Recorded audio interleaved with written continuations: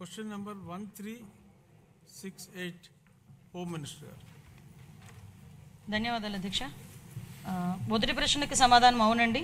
ఆంధ్రప్రదేశ్ ఒడిశా సరిహద్దుల వెంబడి ఉన్న అటవీ మరియు కొండ ప్రాంతాల కారణంగా రోడ్డు మార్గం ద్వారా గంజాయి అక్రమ రవాణాకు సంబంధించి చెదురుమదురు సంఘటనలు నమోదయ్యాయి. బి ప్రశ్నకు అధ్యక్ష, ప్రభుత్వం, పోలీస్, అదేవిధంగా ఈగల్ మరియు అనుబంధ విభాగాల ద్వారా సమగ్రమైన మరియు సుస్థిరమైన చర్యలు చేపట్టింది.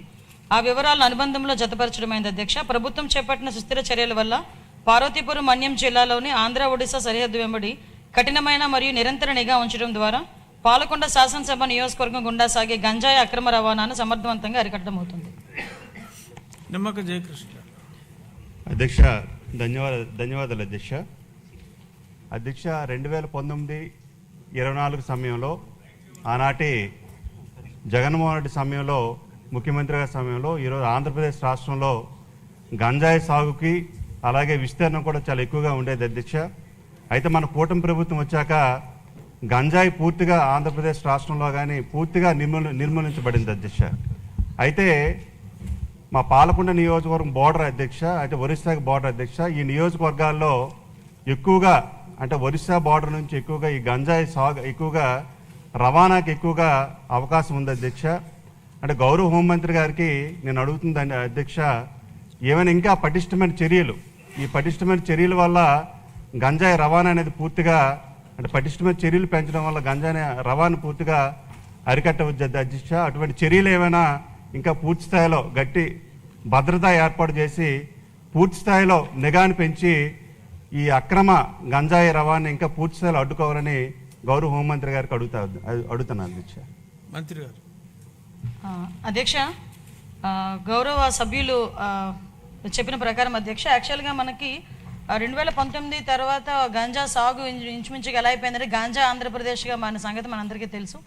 తర్వాత మనకి ఎన్డీఏ గవర్నమెంట్ వచ్చిన తర్వాత ఇమీడియట్గా దాన్ని ఈగల్ మనం స్థాపించుకొని ఈగల్ ద్వారా మ్యాక్సిమం గంజా సాగునైతే అధ్యక్ష నేను చాలా హ్యాపీగా చెప్పగలను, గర్వంగా కూడా చెప్పగలను. ఈరోజు ఆంధ్రప్రదేశ్లో గంజా సాగు అనేది జీరో కల్టివేషన్ అధ్యక్ష. ఎక్కడా కూడా గంజా సాగు లేదు అని చెప్పి సభాపూర్వకంగా మీ అందరికీ కూడా తెలియజెప్పడానికి కూడా అందరి సహకారం లభించినందుకు కూడా అందరికీ కూడా నేను ధన్యవాదాలు తెలియజేసుకుంటున్నాను అధ్యక్ష.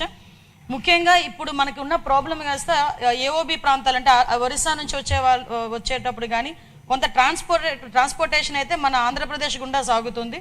ఇప్పుడు ఎక్కడైతే దానికి సంబంధించి ఇంతకుముందు చెక్ పోస్టులు అయితే ఏర్పాటు చేశారు, కానీ చెక్ పోస్టులని కూడా ఎక్కడ కూడా నిఘా పెట్టి కానీ కొంచెం దాన్ని బాగా ఎక్కువగా ఎఫెక్టివ్గా పనిచేసేటట్టుగా ఎక్కడ కూడా పెట్టుకోవాలి. ఆల్రెడీ మన ఎన్డీఏ గవర్నమెంట్ వచ్చిన తర్వాత అధ్యక్ష చూసుకుంటే 1-2 చోట్ల మాత్రమే చెక్ పోస్టులు ఏర్పడే పరిస్థితి. కానీ మనం ఏం చేసామంటే ఇప్పుడు ఇంటర్ స్టేట్ చెక్ పోస్టుల కింద సుమారుగా 5 జిల్లాల్లోని కూడా దగ్గర 35కు పైగా చెక్ పోస్టులు పెట్టుకున్నాం అధ్యక్ష.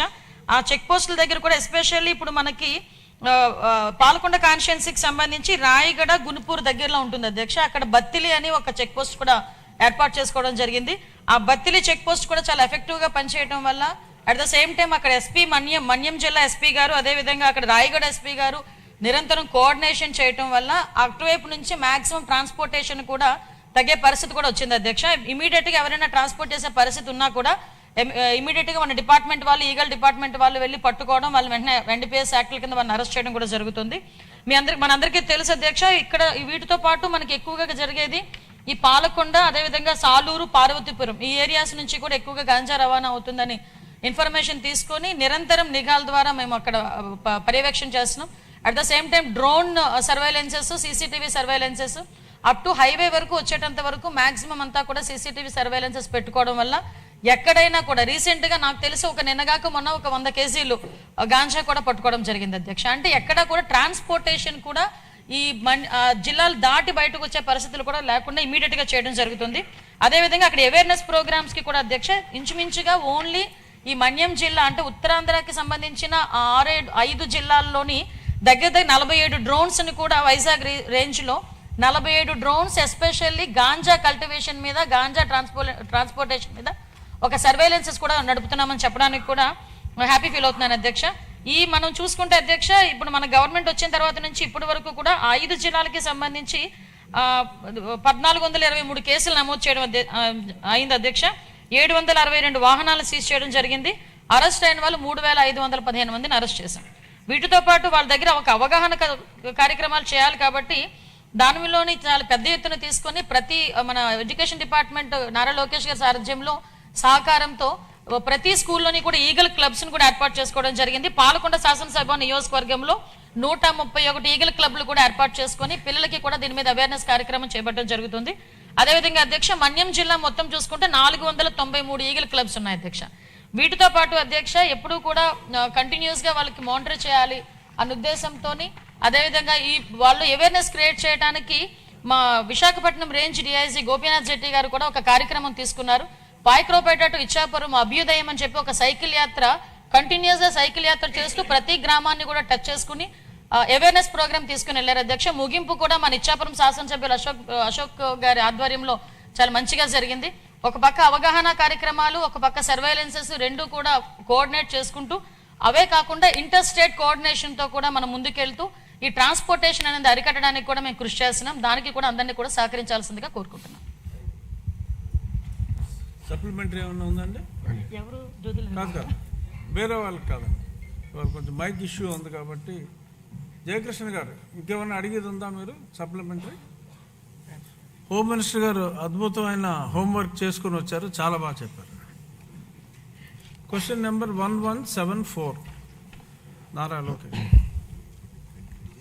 అధ్యక్ష, మొదటి ప్రశ్నకి సమాధానం అవునండి, రెండో ప్రశ్నకి సమాధానం అవునండి, మూడో ప్రశ్నకి సమాధానం అవునండి, నాలుగో ప్రశ్నకి సమాధానం వివరాలన్నీ అనుబంధంలో జత చేతమైనది.